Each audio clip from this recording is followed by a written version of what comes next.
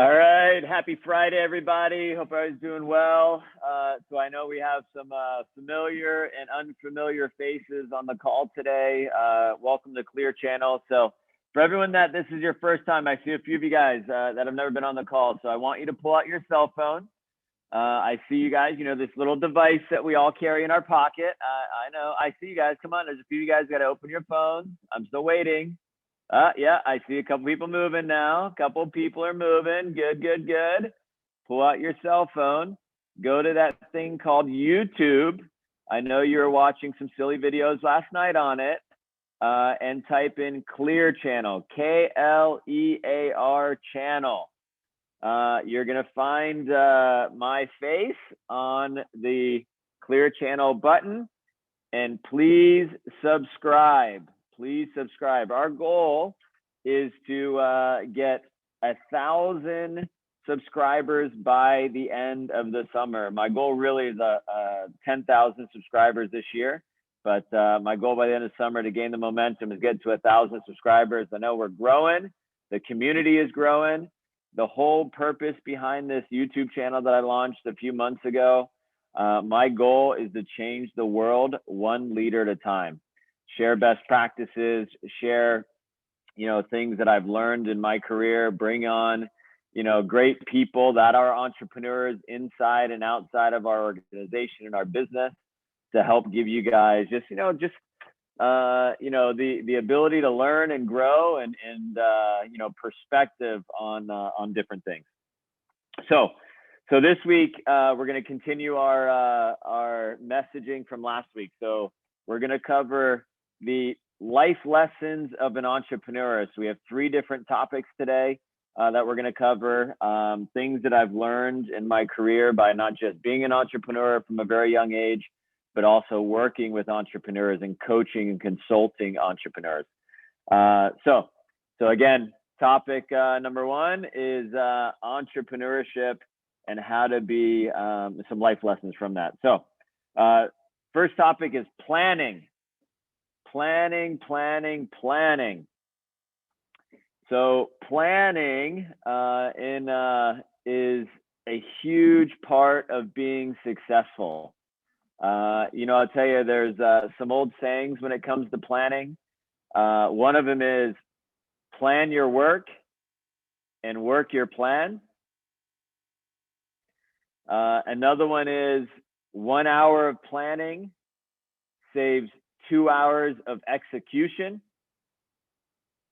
You know, and I can tell you in my 20s and even in my early 30s, when I was thinking about business and life and really just trying to grow, the last thing I wanted to do was sit by myself and think. I'm too impulsive. I'm too excited. I'm too ADD, to be honest, to actually sit and think.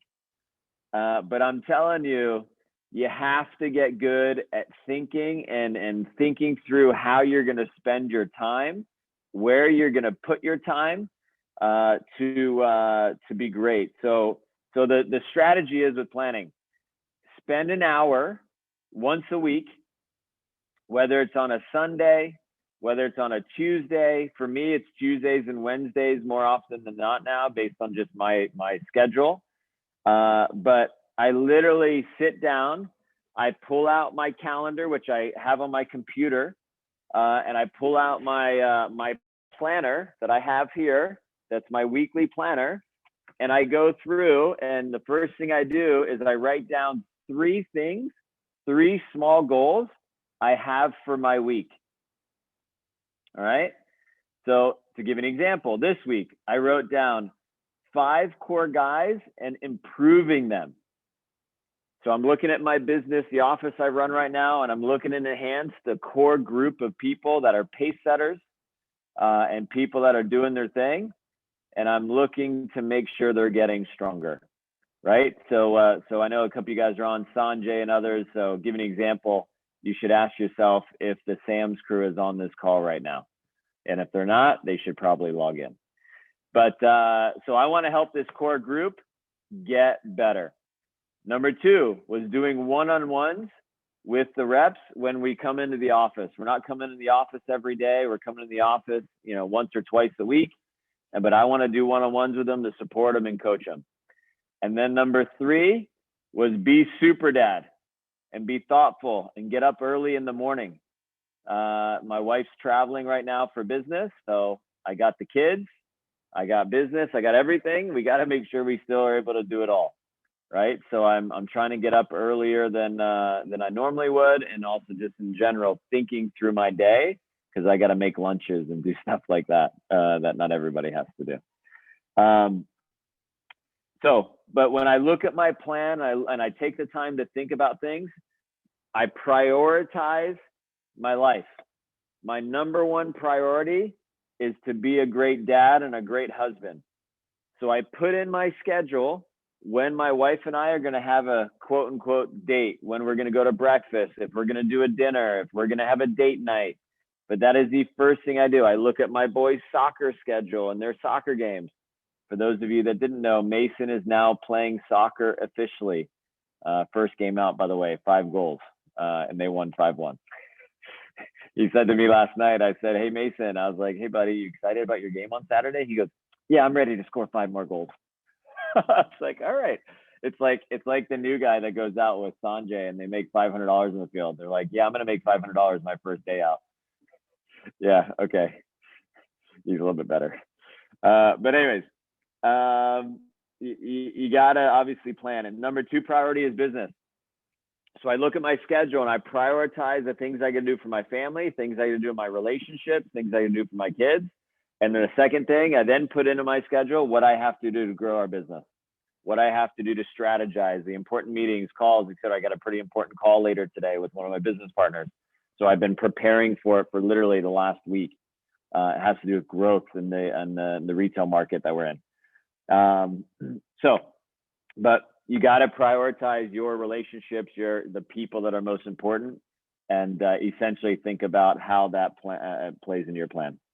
Now, a lot of people say things like, oh, I don't have enough time to blank, right? So you should write that down. I don't have enough time to blank. If I had more time to blank, I would do that, right? Now, the reality is, make the time.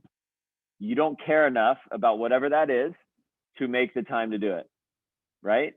So if you did care and you did truly want to, like, give an example, the analogy I like to give is, if I gave you $1 million in cash to quote unquote work out every day, if I gave you $1 million in cash to talk to have a night to spend time with your parents, I don't know, your family, whatever that is, you would do it. So remember, you're going to do whatever you value most at every moment of your day. And if you value, the idea of working out, the idea of, making, prepping your lunches, prepping your meals, you're going to find time to do it.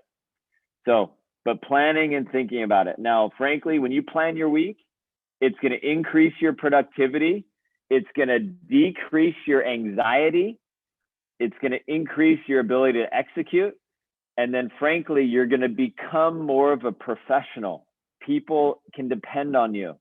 The toughest thing to see, in my opinion, and I did this and I know what it's like, is to see people show up to important things late, right? To show up, this weekend is Mother's Day. There may be Mother's Day festivities going on. There may be things that you want to do in the future. There's, birthday parties, to have someone's birthday that's important to you and not get them a present because you didn't think about it or you weren't planned enough to spend the time to go to the store to do it. So all these things are super, super important. So again, life lesson number 1 today is planning.